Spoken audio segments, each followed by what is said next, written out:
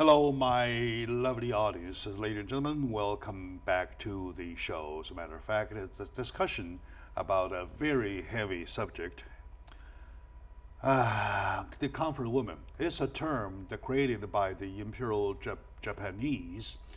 I really wonder what kind of animals could have the capability of creating such words, comfort woman. So when they put these two words together in their mind, women are not men, are not human being. Actually, can I interrupt?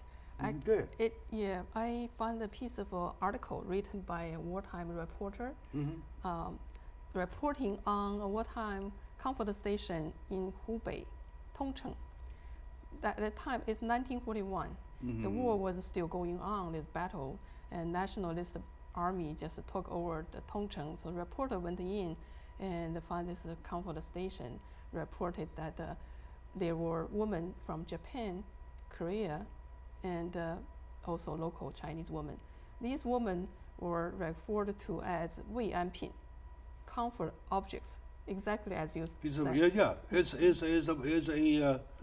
a merchandise. It's item. It's item. Item is the word. Okay. I'm really short in words in finding the description of those animals. I often use the term, a bottom line term, call them animals. They are animals. They have no human minds. All right. Now, with me today in this discussion is my good friend, Professor Pei Chiu of Vassar College of New York. And with her is her assistant, Phyllis Kim, Executive Director of Korean American Forum of California. Together, they put up a study as a consequence, as a product, and this book came into birth, Chinese Comfort Women, right? Speaking of comfort women, is a broader sense. It carries a broader sense. It's about the women from Japan they brought along, and the women from Korea and Taiwan, Singapore, and the other Southeast Asian water regions that they recruited, and also it included the local Chinese women that they capture as they invade along. Am I right? So, and we want to talk about the urgency of the subject to be brought up. How do you see, as a professor in this study, the urgency for the issue, please? Yeah, we would like to emphasize this is a humanitarian issue, human right issue. It's not a political or foreign relations issue fundamentally. No. Yeah, and these human beings, they're women. They're just like one of our grandmothers, are passing away, and they suffered during the war, and suffered since the war ended, and right now they still cannot get a sincere official apology from the country, that committed the crime. Yeah. And they from Japan. Come on, right? Yes. So. Right. They are passing away one. They don't have the guts. Yeah. They don't have guts, right? Yeah. So. They're all in their late 80s and 90s. Some are 100. All right. Yeah. How do you see the urgency of the issue, please? Actually, I want to emphasize one very important aspect of this whole movement. The victims actually lived about 50 years in silence. After the war was over, those lucky ones who survived, by the way, scholars estimate only 15 to 20% of the women who were forced to serve as sex slaves understood survived the war, and only a small percentage of those survivors were able to come back to their hometown, but they were not welcomed, and they had to live with the trauma, physical and emotional, with for the rest of their lives. Called PTSD. Exactly. And these women lived in silence until 1991, when a very brave survivor, Haksun Kim from South Korea, broke the silence finally and told the whole world about what she went through. And this caused a great sensation internationally and brought a lot of attention to this issue. And more victims came forward, encouraged by this, brave breaking the silence of Grandma Haksun Kim. But even then, so there was a lot of studies and researches up to that time that was actually done by Japanese scholars who uncovered some of the hidden documents and materials and evidence. So Japanese government actually looked into this issue in early 1990s, and there was a breakthrough statement from Japanese government called the Kono Statement, which acknowledged military and government's role in the creation and of the comfort woman system, and sincerely apologized through that statement. However, Japanese government's approach to this issue has never been the one that government will take state responsibility or legal responsibility for this crime against humanity and war crime. How about both? Exactly. Right? Humanitarianism responsibility and legal responsibility, even financial responsibility. They didn't take any responsibility. None. Right. None. Right. Okay. I have a German friend. He told me that he loved his country because they have the guts to convince themselves and to say in public, we were wrong one time. We will never be wrong. So that's why they have slogans on the streets. We were wrong one time, like that. Yeah, it's a very good point that you made. Actually, if you face the history, properly take the responsibility, you earn the respect from the international community. Yeah. However, the Japanese government right now is going to an opposite direction.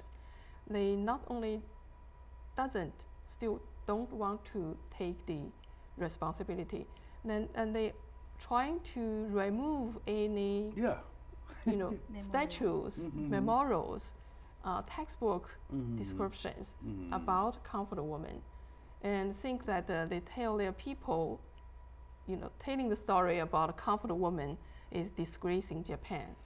They are not only wiping out the comfort woman record out of textbook, they're wiping out the whole war out of the book. That's textbook, true, yeah. right? Yes. So, and I have the same feeling about Phyllis and her statement just now. Those poor women led a life for almost 50 or 60 years in silence. That's right. And suffer from the PTSD, the post-trauma, syndrome thing, because they are women. Anyway, they are women, right? Now, it wasn't until for two reasons. Number one reason, there was a call made by the Korean woman, one of them, survivors. And two reasons, which is more important, looking at the time left. Right. They realize if they don't speak, there is no chance. Right. Exactly. The whole thing will die. Yes. Right. And Wisdom. actually, that is the strategy of the Japanese government, to wait out until all the victims pass away. That's why, all Japanese government has been trying to do in the past 26 years is to say one thing on one side of the mouth and say the other thing on the other side of the mouth, to confuse the international community and to evade the responsibility of this war crime and the comfort woman system.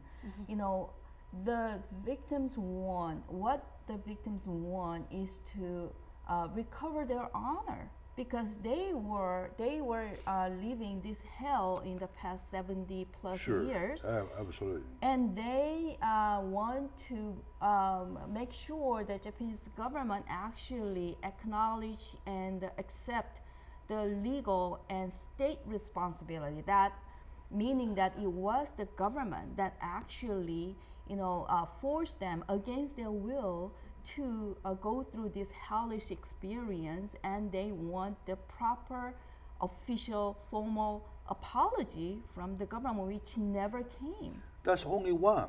I demand for more, right? So my lovely audiences, let's take a short break. When we come back, we'll continue.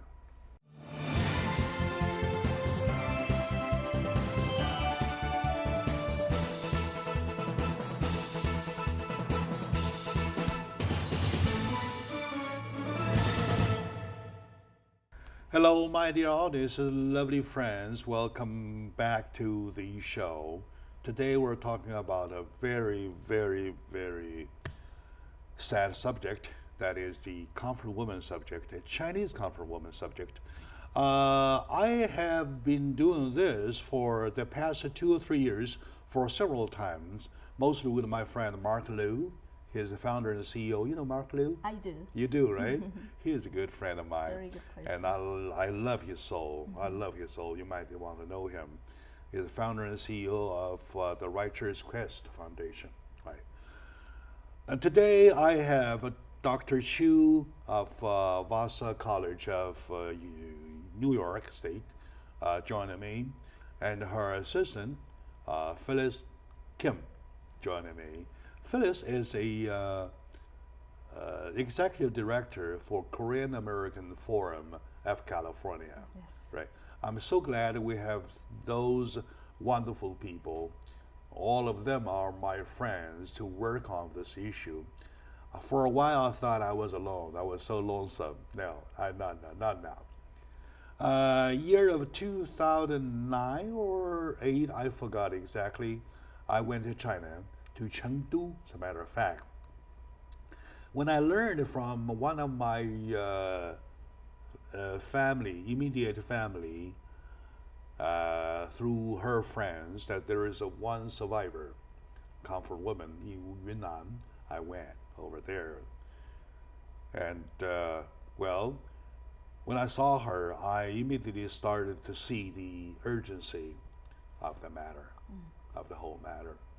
By now, she might even, you know what I mean, right?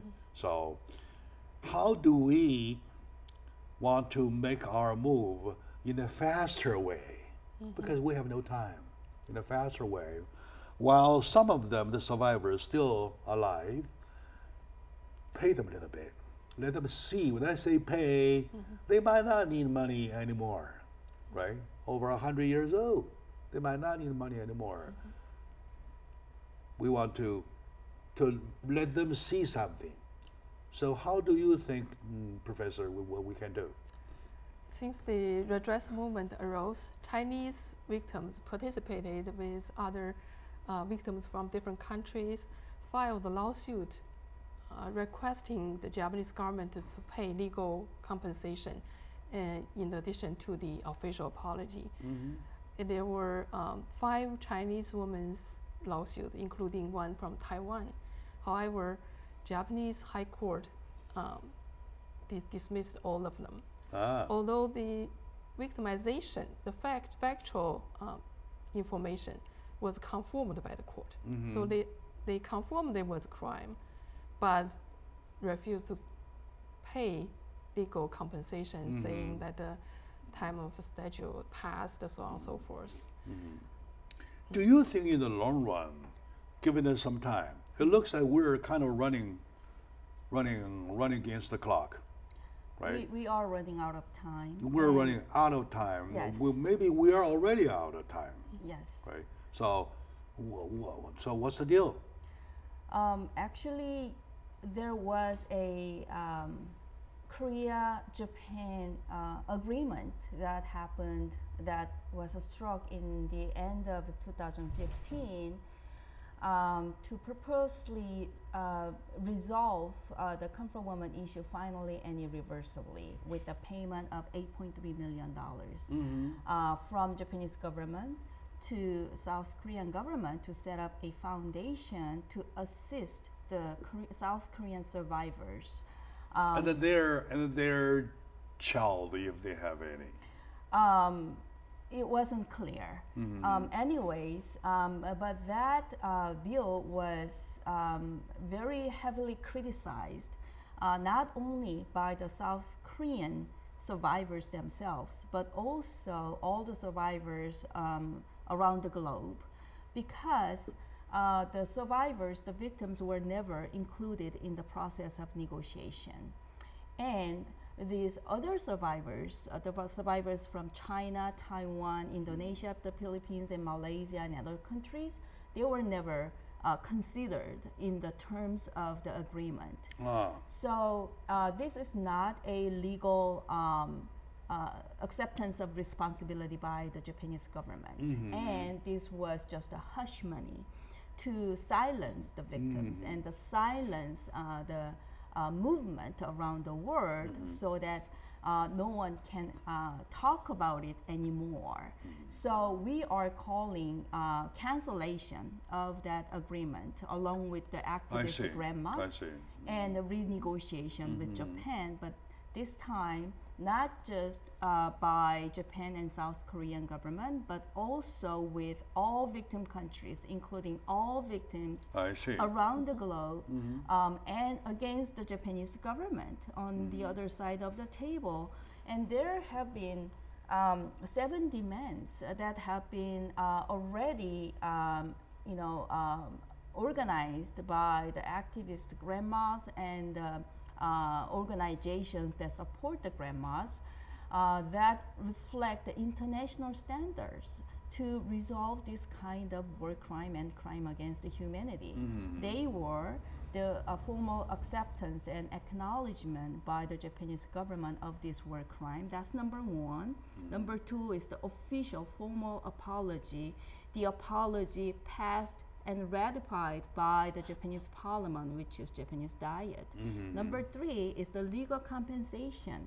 Number 4 is the prosecution and punishment of those war criminals who's responsible for this comfort women's system. And number 6 is to teach Japanese public and children in Japanese public schools ongoing education about this past atrocity. And number 7 is to build memorials and museums to remember what happened to these. They can do none of them. They have done none of it, and they will do none of them. 2015 agreement addressed none of those 7 demands. So what we are calling for is international support for Japanese government to sit down with all the victims from all these different countries and address those 7 demands according to the international standards. Good. Professor Chu, I'm always bothered by the fact that sometimes in a situation like this, civilization has nothing to do. Civilization can do nothing, right? So only by elevating efforts to another level. For example, by the way, whatever I say represents myself. Okay, it's a personal statement of myself. I plead fifth, right? How about a bomb? Okay, I'm sorry. Go ahead, anyway. Personal opinion. A personal opinion, all right? Yeah, right? it does I'm never anger accusing people. myself. All right. So, Linda, how about that? You want to say the same thing? Well, it does anger. The situation does anger people. People who care about another fellow human being will feel this is totally not acceptable. Actually, Japanese lawyers, many of them supporting Chinese victims, also say the same thing. It is not acceptable. And like Korean survivor Grandma Gill said, if we all pass away, even if you want to apologize, to whom you apologize? To who? Exactly. So this is the urgency. To human justice. Okay, Yes. they can still do that. To human justice, to the souls, their souls, and to posterity, right? To the future, Yeah. right? So, But it's really deeply sad that the Uh-huh. survivors, many of them, mm. didn't hear the But, apology. but sooner or later, like she says, when you want to redemand it, right? You submit it, you resubmit it, and you will probably call upon other countries to join. Just justice fight, the fight for justice, for history, not only for the women who might have already all passed, right? But for, like I said in the very beginning, to be responsible to history, to be responsible to our posterity, right? Right. So we really have to do something. Today, my dear audiences, my lovely friends, ladies and gentlemen, if you are like-minded fellow Americans, join me in the call, in the fight, to demand, to pound on them for a official apology, for financial solution, compensation, or for whatever, for monument, for whatever, especially most important is for the future to know, right? Joining me today is my good friend, Professor Chiu and Phyllis Kim. Phyllis Kim is the Executive Director of Korean American Forum of California. Professor Chiu is of Vassar College of New York. Let's take a short moment out. When we come back for the last segment, we want to talk about the book, talk about the goal, talk about how we want to all get involved in the fight of justice for humanism. All right, stay with us.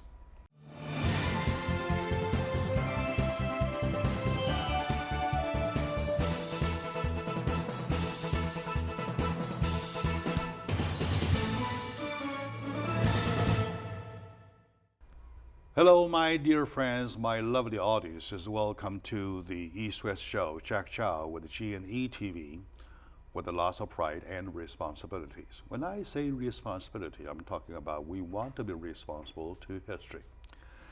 We are nothing but a intermediate in between history and posterity. We want to let posterity know what happened in history so that in future, history will not repeat itself, especially their dark page, especially the atrocities, right?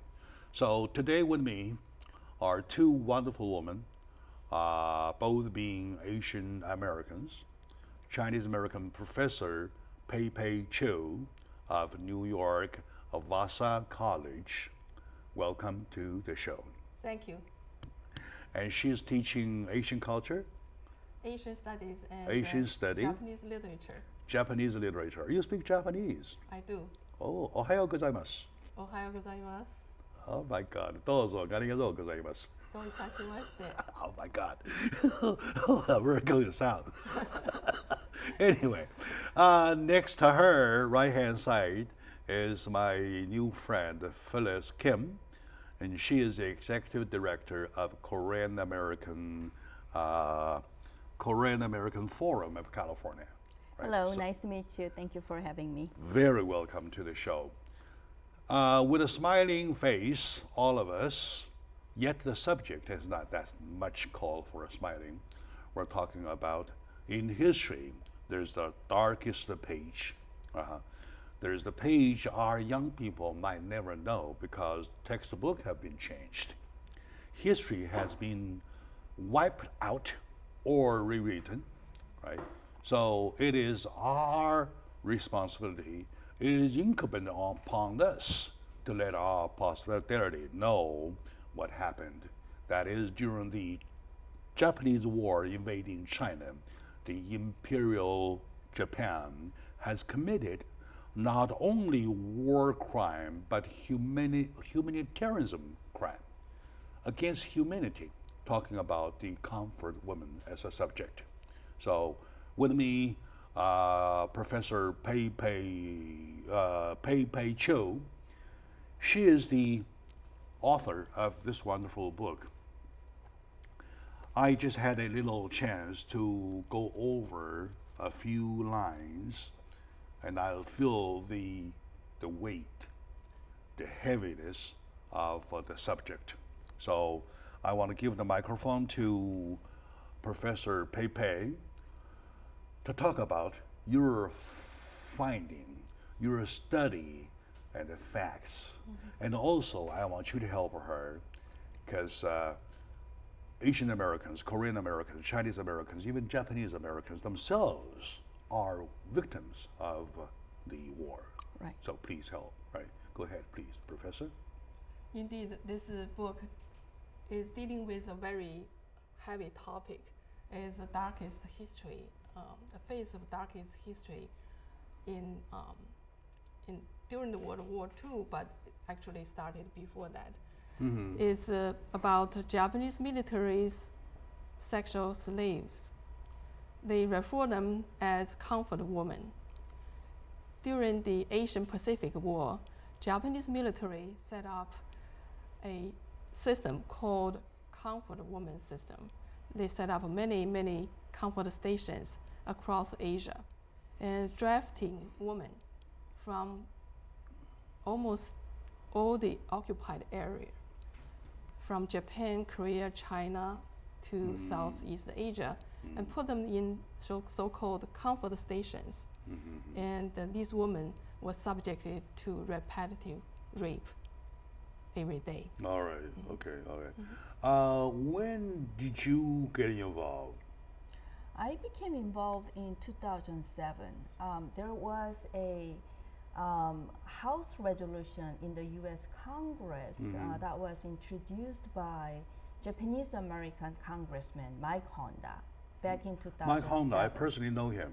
A Yes, good guy. Very good I met with person. him several times. Yes. A nice guy. He was a school teacher in his Yes, profession. he was. Yes. Before he became a politician. Yeah, he's an unrelenting fighter for that subject. For human rights. Yeah, for human rights, yes. He introduced this resolution to urge Japanese government for official to accept official responsibility for the comfort woman issue. All right. So I became involved in the campaign to pass that House resolution Good in for Congress. you. Good. Which actually was passed unanimously in July of 2007. But it went to a dead wall. Exactly. That's why. Don't respond yet. That's why we continued to fight in the That's past why. 10 years. Okay, my respect, my salute, and my salute, right? Here's the common understanding, right? To kill is a crime, right? To drag women into the business to comfort their killing is an even more severe crime. It's against humanity. Am I right? So, Professor Cho, when did you find yourself interested in the subject? That's a good question. After my book came out, media people often ask this question. Yeah, because why? I'm a literature person, not a historian. So why did I start to write about comfort woman issue? It started in 2003 when one of the Asian studies major, her name is Leslie Richardson at Vassar College. She wrote the Asian Studies graduating thesis on South Korea and Japanese comfort women's redress movement. So she asked me and one of my colleague, who is a Korean American professor, to serve as her dissertation, the senior thesis advisors. All right. During that process, I read a lot of publications and scholarship on comfort woman issue. I noticed that there were huge amount of publications on Korean and the Japanese comfort woman, as well as women drafted from Southeast Asia. However, little was available about the Chinese women's experiences. So I thought this is a serious problem. because the Japanese invasion started in China in 1933 and lasted near 15 years. And there's a huge number of 15 years. Near 15 years. To 48. 45. To 45, Yeah. okay. All right, okay, all right. And do you have any chance to touch the total statistics of how many women per woman were involved, were dragged into the comfort woman business? I think that topic actually may be better discussed by the scholar, because we as the activists, we heavily depend on the testimonies of the comfort women themselves, or the testimonies of the people who witnessed the system, such as the former Japanese soldiers or the medical doctors and the comfort station administrators. But we believe, based on the research that was done in the 1990s, we believe the number is around or as many as 200,000. However, Professor Chu's research, which was done in China, proved that that number did not include the informal the comfort women's system that was very prevalent in China during the war, which may be around 100,000, but Professor Chu can touch upon that number. Right. One of the contributions of this book is to add the picture, the reality of the war in China and the Chinese victims' experiences.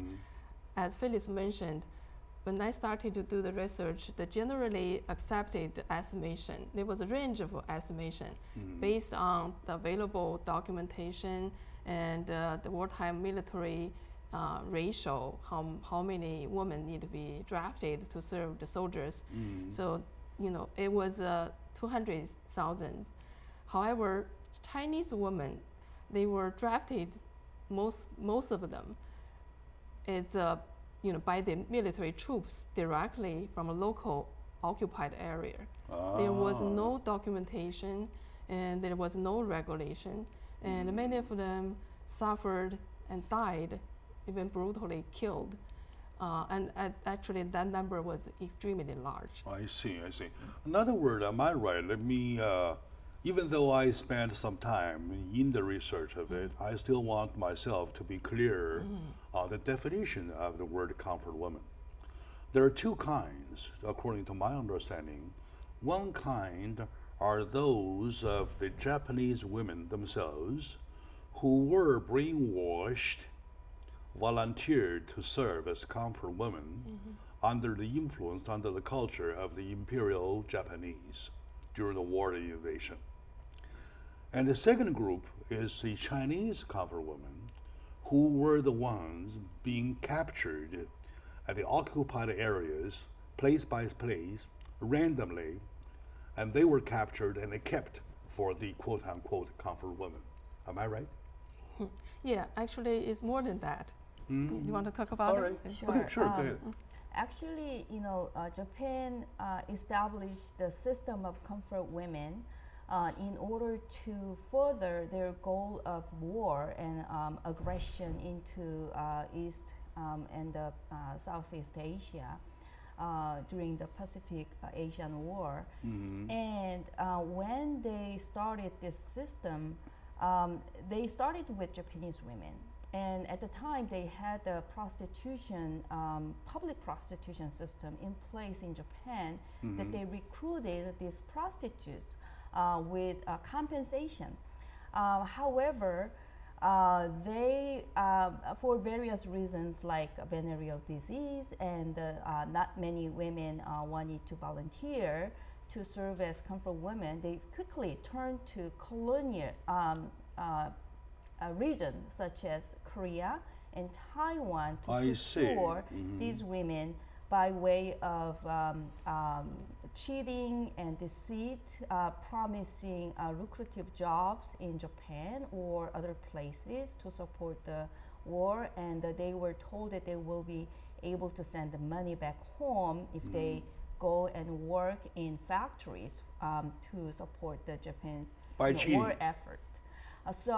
But many women, even in Korea, many women were just abducted or forced at gunpoint to go into this system of comfort women.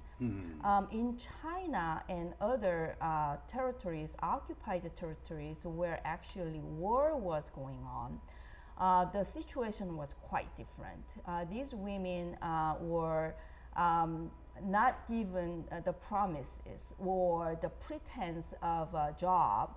They were just taken brutally at gunpoint, and many cases they were raped in front of their families too.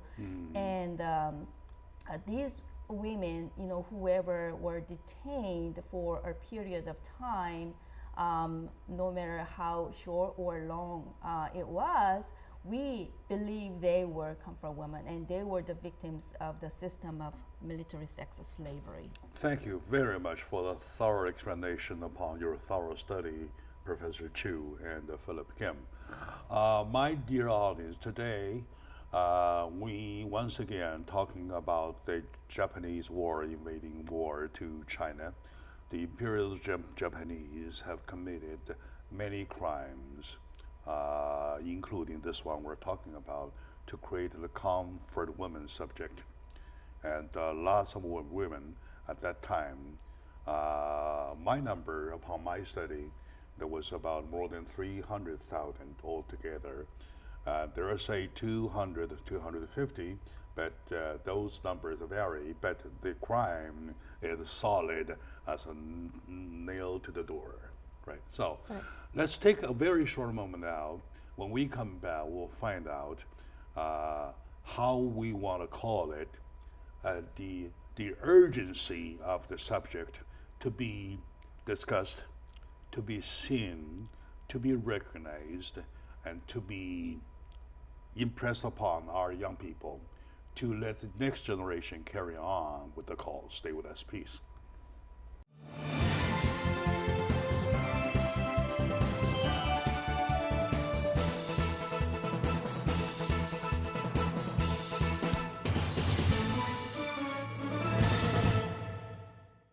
Hello, my friends, my dear audiences. Welcome back to the show. Jack Chow on the Chinese comfort woman issue.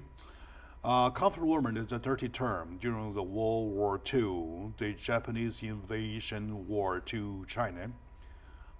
Maybe lots of, oh, by the way, I would probably ask you to do the job.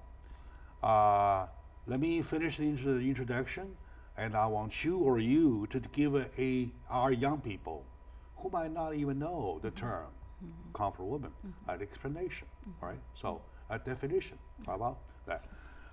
With me is my friend, Dr. Pei Cho of Vassar College of New York. And with me on her right-hand side is my new friend, Phyllis Kim. She is the Executive Director of a Korean American Forum of California, both of them. Who would please give our young people a little definition to define the term of comfort woman? They might not even know. Yeah, the term comfort woman actually is not a proper term to use to refer to the victims of Japanese sexual slavery. Many survivors are very against to be called comfort woman. Yeah. You can see the term comfort.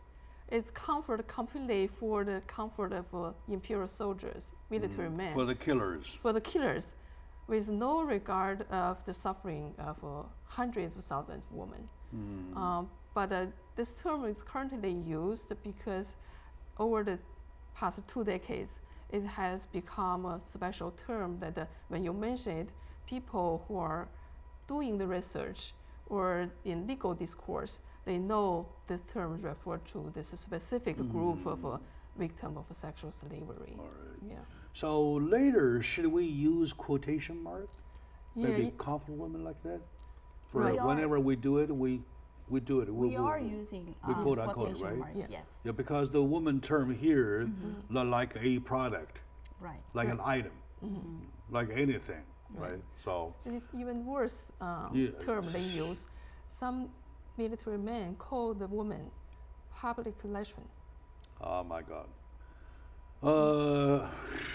Those animals are creative in that area. I know them. I know them for sure. And two are lots of young people, especially. I myself have lots of Japanese Americans who are of my son's age. For example, some of them are my son's school friends, right? They did not read what happened about the war back home in Japan about the Japanese, Imperial Japanese, and now it's a brand new term to them. So they have to know what their father, grandfather, whoever did, right? So that is the other part of the tragedy. Right. With the return of Shinzo Abe as the second Shinzo Abe, all right. as the I know prime him. minister for the second time, sure. he has been the crusader of erasing and downplay and glorifying the Japan's war crimes, including the comfort woman issue, and he actually put $500 million budget in 2015 Japan's annual budget to combat the history war in international community, including the comfort women, especially the movement in the United States and China. That is the most important part that we need to be aware of in the United States, especially. Was the $150 million budget to do what? $500 million. $500 million to do what?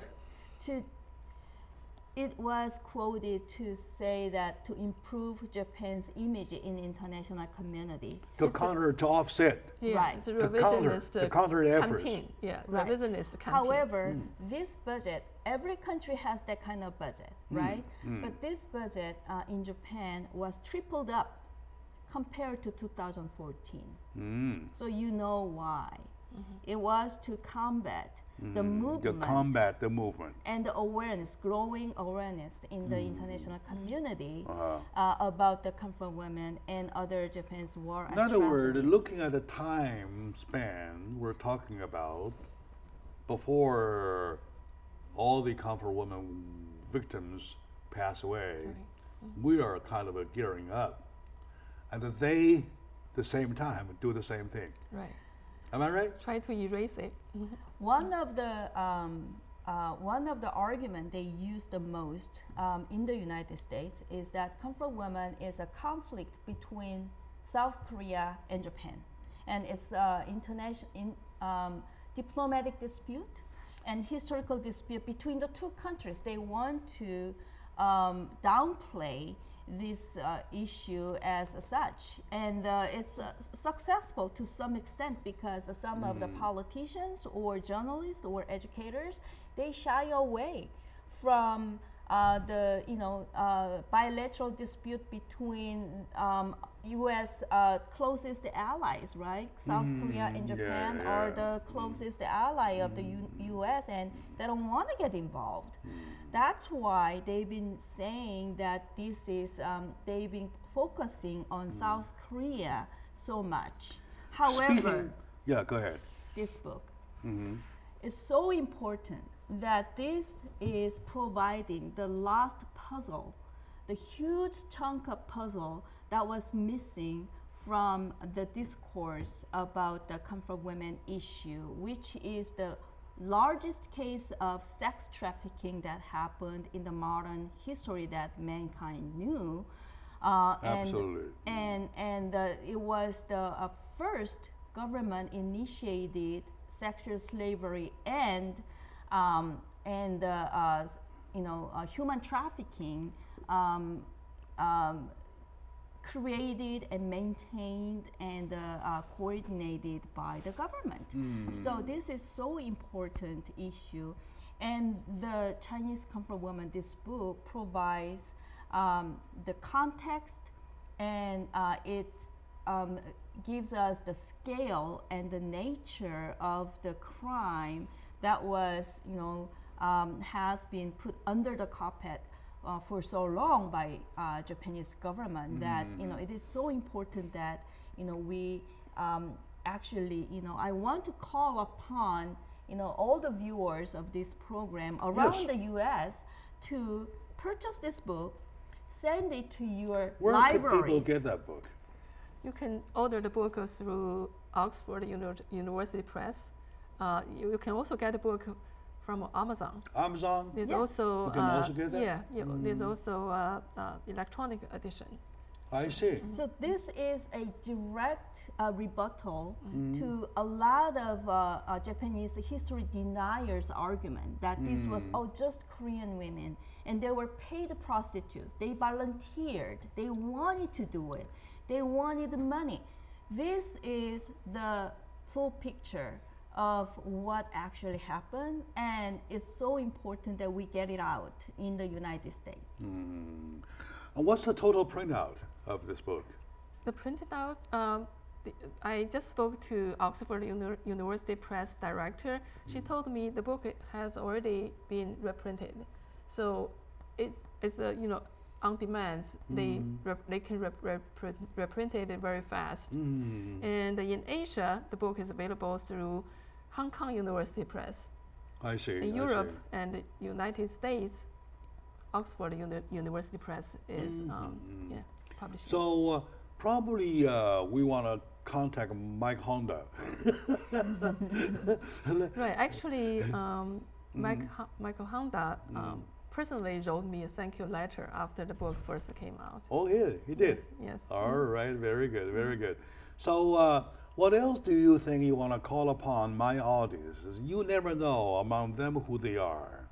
I often receive letters that gives me a surprise with name as big I never thought of, right? So you never know. So what do you want, Professor? And you, please, of course, leave a few words as you remark towards the ending of such a wonderful show. We're over time, but I'm happy. Let's go over time. So go ahead, please. I think it's very important for us who are born after the war to know that how do we remember the past not only concerns our present, but also determines our future. So we cannot just leave the human suffering of such a huge scale to the past. We need to be caring, we need to participate, and we need to do something to prevent that kind of atrocity from happening again. Thank you. Very well said. And you, Phyllis, please? I want to say that this atrocity happened during World War II and the previous before World War II. At the same time, Germany was committing the Holocaust. However, Germany's approach to this, their war crime is quite different from Japan's. Yes. They accepted the responsibility and they paid compensation. Not only that, they went so much to make it unconstitutional to deny the Holocaust. And they are making sure to teach their own children. That's why they earned respect. Exactly, about the Holocaust. So it is ever more urgent and important in the face of denialism that is going on in the United States and around the world by the perpetrator government, that we need to educate the public, because even the Chinese children, even the Korean children don't know about this. That is not acceptable, and we need to educate American public and American media, American politicians to know what happened, because this was such a grave crime against humanity. And most of all, we still have the survivors, who are still demanding justice and the recovery of their honor and dignity back. So before all of them pass away, it is our responsibility now to bring the justice for the surviving comfort women and for our children, so that they know what happened exactly. Very good, very good. Thank you very much for this thorough statement. Thank you very much, Professor Chiu. My dear audience, we're over time, but I'm very happy that the subject deserves to go over time. All right. So thank you for watching, and to Professor Chiu, thank you for coming here. Thank you, and thank you for watching. Thank you. Thank you. Thank you so much.